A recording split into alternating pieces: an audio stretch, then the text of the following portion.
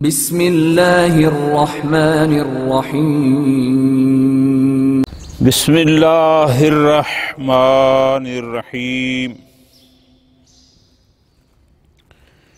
ثانیاً بعد ان ثبت ان ادلۃ حجیت الخبر لا تدل على تصویب الناقل فی رأیہ وحدثہ۔ بحث ہماری اجماع منقول کی حجیت میں ہے۔ انہوں نے گزشتہ درس میں یہ فرمایا تھا فَنَقُولُ أَوَّلًا، اور آج اس کا ہے ثانیاً۔ انہوں نے فرمایا تھا کہ ہم دو باتیں کرتے ہیں۔ پہلی بات کل مکمل کی تھی، وہ یہ تھی کہ جو ادلہ خبر واحد کی حجیت پر دلالت کرتی ہیں، جن کو ہم ادلہ حجیت خبر واحد کہتے ہیں، وہ کہتی ہیں کہ جب مخبر موثق ہو، جب مخبر عادل ہو، تو اس کے نقل کی تصدیق کرو۔ صدق العادلہ، یعنی آپ یہ کہیں کہ جو کچھ یہ کہہ رہا ہے یہ بندہ سچ کہہ رہا ہے، یہ بندہ جھوٹ نہیں بول رہا، یہ بندہ مذاق نہیں کر رہا، یہ کہہ رہا ہے۔ پھر آگے تھی دو باتیں۔ اب جس چیز کو وہ نقل کر رہا ہے، اگر وہ منقول حکم شرعی یا صاحب حکم اثر شرعی ہے، ذاثر شرعی ہے، تو ظاہر جب ہم تصدیق کریں گے تو حکم شرعی کو بھی ساتھ مانیں گے۔ نتیجہ یہ ہے کہ ہمیں اس کا تعبد کرنا ہوگا۔ لیکن اگر ناقل اپنے رائے اور اعتقاد کو نقل کر رہا ہو تو ہم اس کے نقل کی تصدیق کریں گے، اس کے اپنے اعتقاد کی تصدیق کرنا کہ جو اس کا اعتقاد ہے وہ مطابق واقع بھی ہے، صحیح بھی ہے، نہ، یہ کوئی ضروری نہیں ہے۔ یہ بات کل کے درس میں مکمل ہوئی۔ وَثَانِيًا، آج دوسری بات ہے، اور یہاں پر بحث اجماع مکمل ہو رہی ہے، وہ یہ ہے ایک شخص، کوشش کروں گا آسان پیرے میں بات ہو جائے، ایک شخص نقل اجماع کرتا ہے اور وہ شخص اپنے اعتقاد میں اس اجماع کو قاعدہ لطف کے ذریعے یا حدث کے ذریعے وہ سمجھتا ہے کہ اس اجماع میں قول معصوم شامل ہے، لیکن جس کے لیے نقل کر رہا ہے، جو منقول الیہ یا الیہم ہیں، وہ اس قاعدہ لطف کے قائل نہیں ہیں یا حدث کے قائل نہیں ہیں۔ اس صورت میں یہ لوگ جو منقول الیہم ہیں، یہ اس کو حکم شرعی نہیں مانیں گے۔ کیوں؟ چونکہ وہ اپنے اعتقاد کا اظہار کر رہا ہے کہ میرے نزدیک بوجہ قاعدہ لطف یا بسبب حاد یا تقریر قول معصوم شامل ہے، لیکن یہ تو اس کو مانتے ہی نہیں ہیں۔ ایک ہو گیا۔ ایک دفعہ ہے کہ نا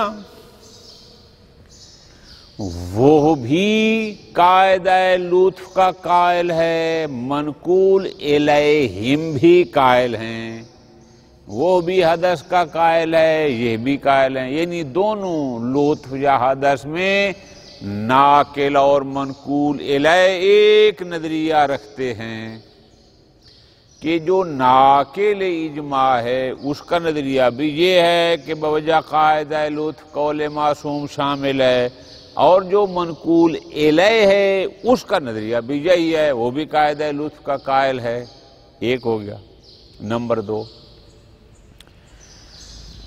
جو ناقل اجماع ہے وہ اس اجماع میں لطف یا حدث کی وجہ سے قول معصوم کی رائے کی شمولیت کا قائل نہیں ہے، یعنی جو ناقل ہے اس کو یوں لکھنا ترتیب سے، جو ناقل ہے اس کا نظریہ یہ نہیں ہے کہ جہاں بھی اتفاق علماء ہوگا بوجہ قاعدہ لطف یا بوجہ حدث قول معصوم بھی اس میں شامل ہوگا۔ ناقل اس ملازمے کا قائل نہیں ہے، لیکن جو منقول الیہ ہے جس کے لیے وہ نقل کر رہا ہے وہ اس کا قائل ہے۔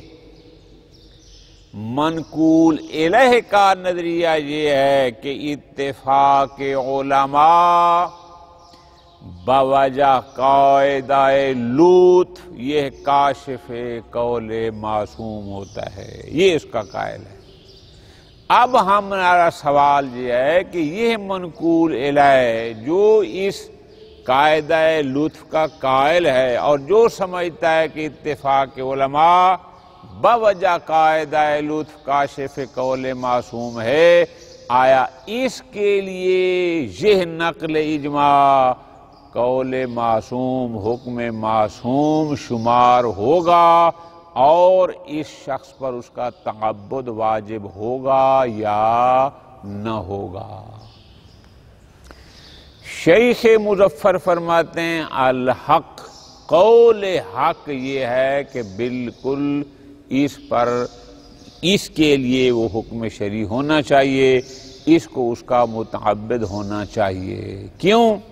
اس لیے لطف لینا ہے کہ اگرچہ ناقل نے جو ناقل کیا ہے اس کی دلالت مطابقی تو ہے اتفاق العلماء پر کہ اس نے نقل کیا ہے کہ تمام علماء کا اتفاق ہے کہ ھذا الحکم ھذا، لیکن جو منقول الیہ ہے یہ قاعدہ لطف کا قائل ہے اور یہ کہتا ہے جہاں اتفاق العلماء ہوگا لازم یہ ہے کہ وہاں نظر معصوم، رائے معصوم، قول معصوم بھی اس میں شامل ہو۔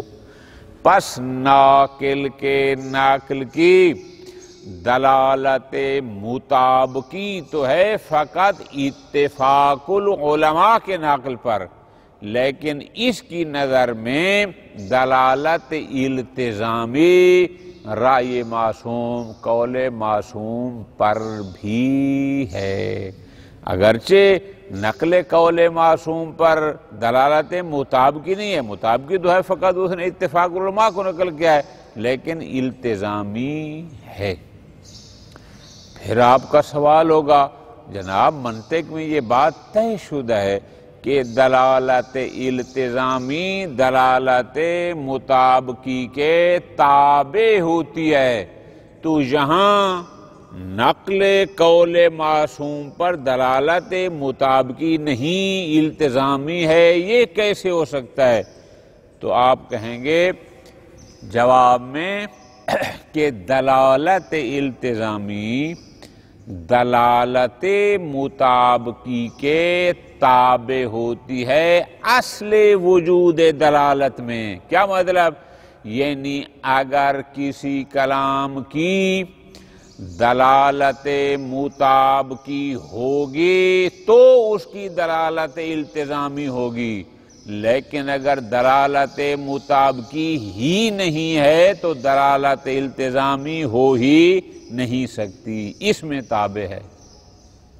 لیکن اس کے آگے مرحلہ آتا ہے دلالت تو ہے، لیکن آیا یہ دلالت حجت بھی ہے یا حجت نہیں ہے؟ وہ فرماتے ہیں اب یہ دو باتیں ہیں۔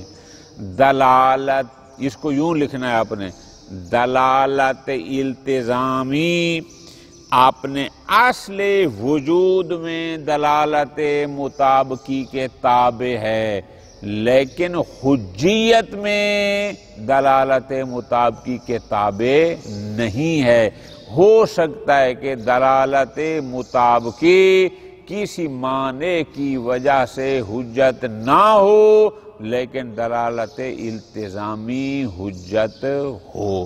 لہذا آپ اس میں پریشان نہ ہوں کہ وہ جو ناقل کا نقل تھا اس کی دلالت مطابقی تو نقل قول معصوم پر تھی ہی نہیں، وہ مسئلہ نہیں ہے، لیکن دلالت مطابقی اتفاق اقوال علماء پر تو تھی نا۔ ہم یہ کہتے ہیں چونکہ منقول الیہ یہ قاعدہ لطف کا قائل ہے۔ خلاصہ یہ ہوا، باقی باتیں ترجمے میں آ جائیں گی۔ خلاصہ یہ ہوا کہ اگر ایک شخص نقل اجماع کرتا ہے، وہ کہتا ہے کہ اس حکم پر تمام علماء کا اتفاق ہے، اس نے زحمت کی، اس نے محنت کی، تمام علماء کے اقوال کو اس نے جمع کیا ہے مثلا۔ اب ذرا غور کرنا ہے، اگر منقول الیہ اس اجماع میں قاعدہ لطف کا قائل ہے اور حدث کا قائل ہے، اور منقول الیہ یہ سمجھتا ہے کہ جہاں بھی تمام علماء متفق ہوں گے، قاعدہ لطف کا تقاضا یہ ہے کہ وہاں قول معصوم بھی شامل ہو، یا وہ حدث کا قائل ہے منقول الیہ، تو اس کے لیے یہ اجماع منقول حجت ہوگا۔ کیوں؟ چونکہ اس کی دلالت التزامی ہے نقل حکم شرعی یا اذا حکم شرعی یا اثر شرعی پر، اور جب بھی کوئی شخص حکم شرعی کو نقل کرے تو وہ واجب الاتباع ہوتا ہے، واجب الاطاعت ہوتا ہے، اور یہ بندہ چونکہ قاعدہ لطف کا قائل ہے منقول الیہ، اس کی نسبت گویا وہ قول معصوم کو نقل کر رہا ہے، لہذا اس کے لیے یہ اجماع منقول حجت ہوگا، چاہے خود ناقل اس کا قائل ہو چاہے قائل نہ ہو۔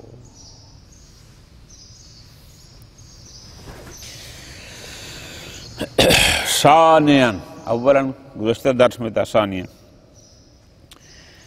بعد ان ثابتا ان ادلۃ حجیت الخبر، گزشتہ درس میں یہ بات کلیئر ہو گئی کہ جو ادلہ خبر واحد کی حجیت کو ثابت کرتی ہیں وہ ادلہ لا تدل علی تصویب الناقل فی رأیہ وحدثہ، وہ اس کی ناقل کی تصدیق پر دلالت کرتی ہیں، اس کے اپنے حدث اور رائے اور اپنے اعتقاد کی تصدیق اس پر دلالت نہیں کرتی کہ ہم اس کے اپنے نظریے کو بھی صحیح قرار دینا۔ یہ تو کہیں گے کہ یہ ناقل صحیح کر رہا ہے، لیکن اگر جو اپنا اعتقاد ہے، اپنا نظریہ ہے، وہ بھی صحیح ہے، اس پر یہ ادلہ دلالت نہیں کرتی۔ خوب، اب ہم چلتے ہیں اگلے مرحلے میں۔ اگلا مرحلہ یہ ہے، فنقول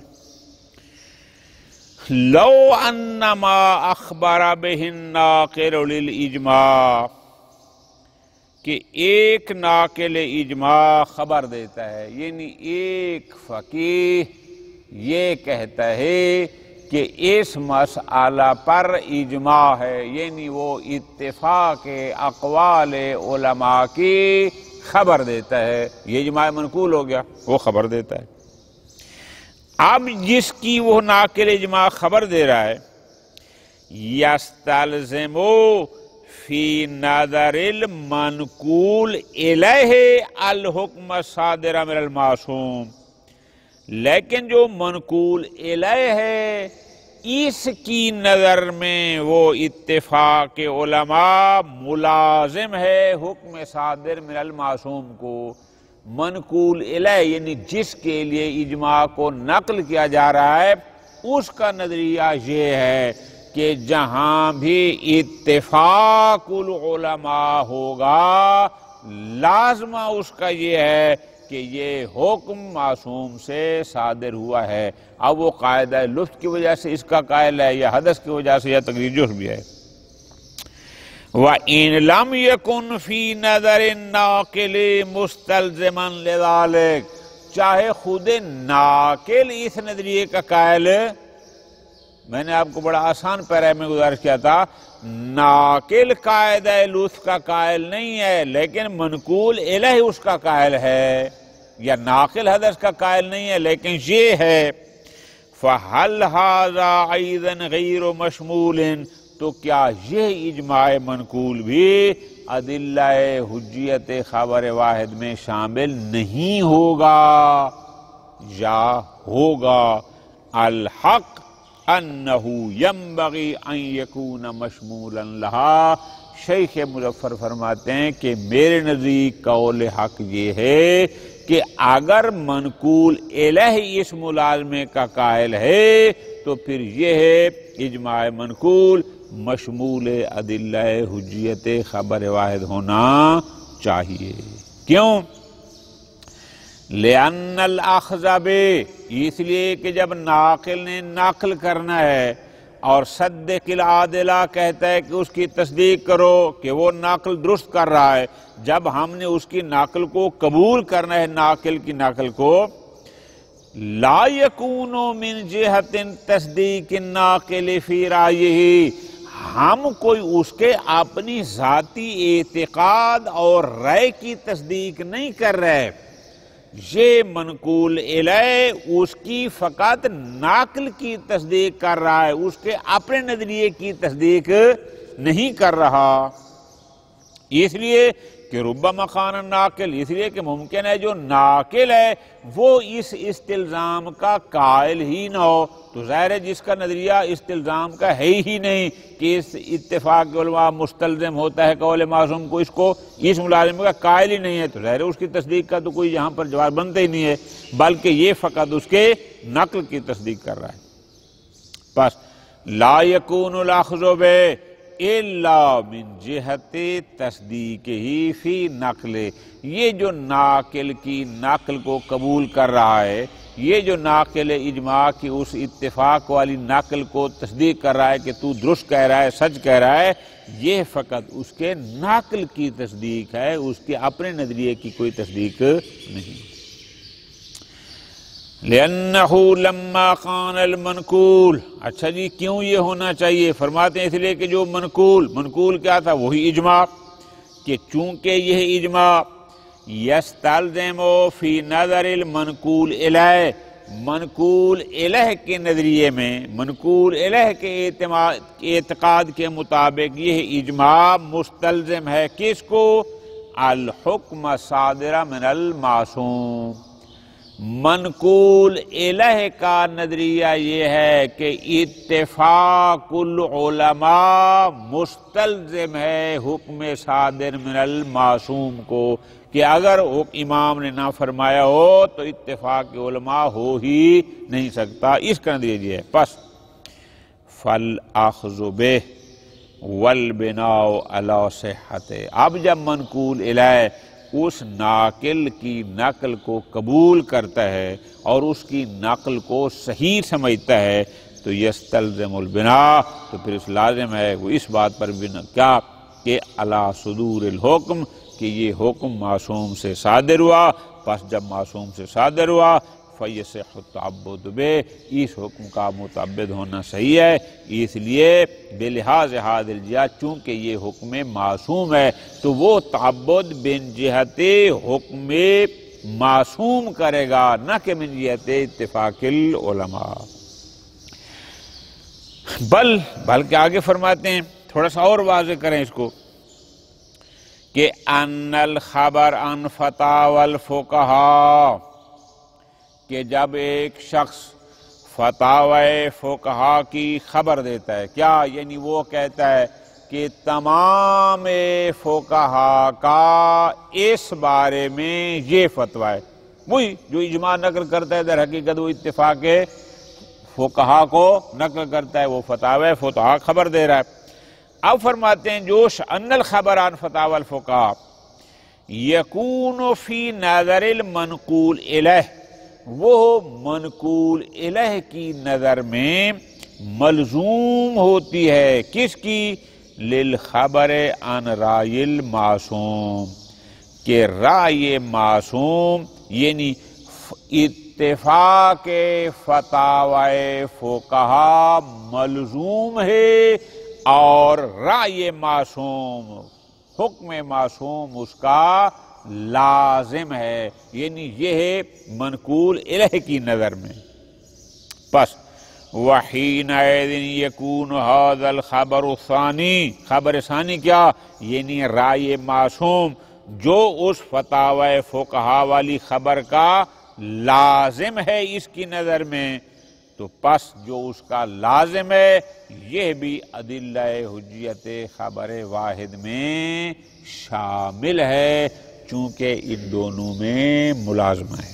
ٹھیک، لا سیما اذا کان فی ناظر الناقل ایضا مستلزما، جیسا کہ میں نے ابتدا میں کہا، اور خاص کر اگر ناقل بھی اسی ملازمہ کا قائل ہے اور منقول الہ بھی اسی کا قائل ہے۔ کیا مطلب؟ یعنی ناقل کا نظریہ بھی یہ ہے کہ جس مسئلہ میں تمام علماء کا اتفاق ہوتا ہے اس کا لازم یہ ہے کہ قول معصوم بھی اس میں شامل ہوتا ہے، اور جو منقول الہ ہے اس کا نظریہ بھی یہی ہے، ناقل اور منقول الہ اس مسئلہ میں دونوں ایک نظر رکھتے ہوں خاص کر۔ پھر وَلَا نَحْتَاجْ بَعْدَ إِذٍ إِلَىٰ تَصْحِيحِهَا، پھر تو ہمیں سرے سے کوئی ضرورت ہی نہیں ہے کہ اب ہم اس پر دلیلیں دیں کہ یہ یعنی رائے معصوم شامل ہے خبر اول یعنی فتاوی فقہا والی خبر کو، کس میں؟ بلحاظ استلزام ہی للحکم، اس لیے کہ دونوں جب اس ملازمہ کے قائل ہیں تو ہمیں پھر اس کے لیے زیادہ ادلہ دینے کی تصحیح کرنے کی ضرورت ہی نہیں ہوگی۔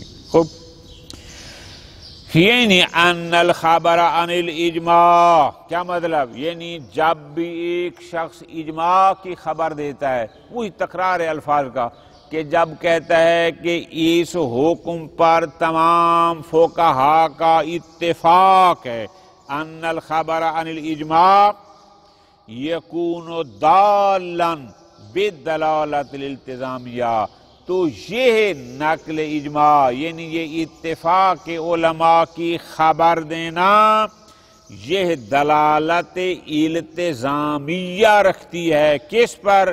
علی صدور الحکم عن المعصوم، کہ یہی حکم امام علیہ السلام سے صادر ہوا ہے، یعنی اتفاق العلماء کی خبر یا ناقل کی جو مخبر کی خبر ہے اس خبر کی دلالت مطابقی تو ہے اتفاق اقوال علماء پر، لیکن اس کی دلالت التزامی ہے کس پر؟ علی صدور الحکم من المعصوم، کہ معصوم سے بھی یہی حکم صادر ہوا ہے۔ پس فَيَكُونُ مِن نَاحِيَةِ الْمَدْلُولِ الْالْتِزَامِ، لہذا اس لحاظ سے کہ حکم من المعصوم یہ مدلول التزامی ہے، اس نقل اجماع کا، وہ مدلول التزامی کیا؟ یعنی الاخبار عن صدور الحکم، یہ حجت ہے اور مشمولا لأدلت حجیت الخبر، اور ادلہ حجیت خبر واحد کے جو باقی افراد ہیں ان میں یہ بھی شامل ہے۔ وَإِن لَمْ يَكُن مِّن جِهَةِ الْمَدْلُولِ مُطَابِقِ حُجَّةً، اگرچہ یہ مدلول مطابقی کے لحاظ سے ادلہ حجیت خبر واحد میں شامل نہیں ہے، کیوں؟ اس لیے کہ مدلول مطابقی اس کا فقط اتفاق اقوال علماء تھا، جب وہ کہتا ہے کہ علماء کا اجماع ہے تو اس کی دلالت مطابقی ہے کہ فتاوی فقہا اس پر متفق ہیں، وہ مدلول مطابقی ہے۔ پھر کوئی کہے گا اگر جناب یہ مدلول مطابقی میں نہیں ہے تو منطق والے تو کہتے ہیں کہ دلالت التزامی دلالت مطابقی کے تابع ہوتی ہے، تو پھر یہ کیسے ہو گیا کہ یہ دلالت مطابقی میں اس کے ساتھ نہ ہو اور مدلول التزامی کے لحاظ سے حجت ہو، یعنی بوجہ دل مدلول التزامی ہونا حجت ہو لیکن بوجہ مدلول مطابقی ہونا حجت نہ ہو، یہ کیا بات ہوئی؟ جواب فرماتے ہیں لِأَنَّ الدَّلَالَةَ الْإِلْتِزَامِيَّةَ غیر تابعۃ للدلالۃ المطابقیہ من ناحیۃ الحجیہ. فرماتے ہیں دلالت التزامی حجت ہونے یا نہ ہونے کے لحاظ سے دلالت مطابقی کی تابع نہیں ہے. وَإِنْ كَانَتْ تَابِعَةً لَهَا ثُبُوتًا اگرچہ اصل وجود میں اس کی تابع ہے. میں نے آپ کو بڑا آسان لکھوایا کہ 2 سطریں لکھنی ہیں کہ دلالت التزامی اپنے وجود میں کہ آیا یہاں دلالت التزامی ہے یا نہیں ہے، اپنے وجود میں دلالت مطابقی کے تابع ہے. یعنی جہاں دلالت مطابقی نہ ہوگی، جہاں مدلول مطابقی نہ ہوگا، وہاں مدلول التزامی ہو ہی نہیں سکتا، یہ اس کے تابع ہے. لیکن جب مرحلہ آئے گا حجیت کا، حجیت میں مدلول التزامی مدلول مطابقی کے فرماتے ہیں تابع نہیں ہے. ہو سکتا ہے وہاں دلالت مطابقی کسی معنی کی وجہ سے حجت نہ ہو، لیکن دلالت التزامی حجت ہو. اذ لا دلالت التزامیہ الا ما فرد المطابق دلالت المطابقیہ، لیکن لا تلازم بینہما فی الحجیہ، حجیت میں ملازمہ نہیں ہے. اور اس کو آپ لکھیں آسان یوں کر دیں کہ اصل وجود میں دلالت مطابقی اور التزامی میں ملازمہ ہے، لیکن حجیت میں کوئی ملازمہ نہیں ہے. ہو سکتا ہے کہ مطابقی حجت نہ ہو اور التزامی حجت ہو. پس وَإِذَا اتَّضَحَ لَكَ مَا شَرَحْنَاهُ، اب اتنی ساری طول و تفصیل کے بعد اپنا فیصلہ کر رہے ہیں کہ آیا میرے نزدیک اجماع منقول حجت ہے یا حجت نہیں ہے. فرماتے ہیں ان الاولیٰ التفصیل، نہ میں یہ کہتا ہوں کہ مطلقاً حجت نہیں ہے، نہ میں یہ کہتا ہوں کہ مطلقاً حجت ہے، بلکہ یہاں ہم اجماع منقول میں تفصیل کا نظریہ دیتے ہیں. وہ کون سا؟ بینما اذا کان کاشفا عن الحکم فی نظر المنقول، اگر منقول الہ کی نظر میں، لفظ پہ اگر توجہ کرنا، اگر منقول الہ کی رائے اعتقاد اور نظر میں اجماع کاشف قول معصوم ہو تو وہ اجماع اس شخص کے لیے وہ اجماع منقول حجت ہوگا. وَبَيْنَمَا إِذَا كَانَ كَاشِفًا عَنِ الْحُكْمِ فِي نَظْرِ النَّاقِلِ فَقَطْ دُونَ الْمَنْقُولِ لَهِ، لیکن اگر وہ اجماع فقط ناقل کے اعتماد میں کاشف قول معصوم ہے اور منقول الہ کی نظر میں کاشف قول معصوم نہیں ہے، تو پھر وہ اجماع حجت بھی نہیں ہے. فلا یکون حجہ، کیوں؟